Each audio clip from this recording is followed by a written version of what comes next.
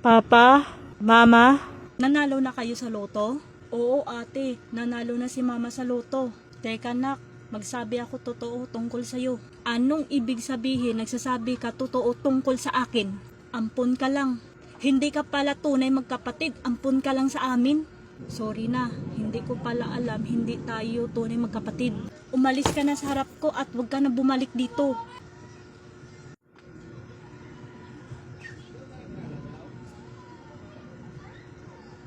Hello Insan? Hello Insan? Bakit tumatawag ka sa akin? Anong problema sa buhay mo? Wala. Insan, pupunta na ako dyan ngayon. Pwede ba dyan ako matulog kahit isang buwan lang? Pwede. Okay, sige, mag-iingat ka sa paglalakad mo dito.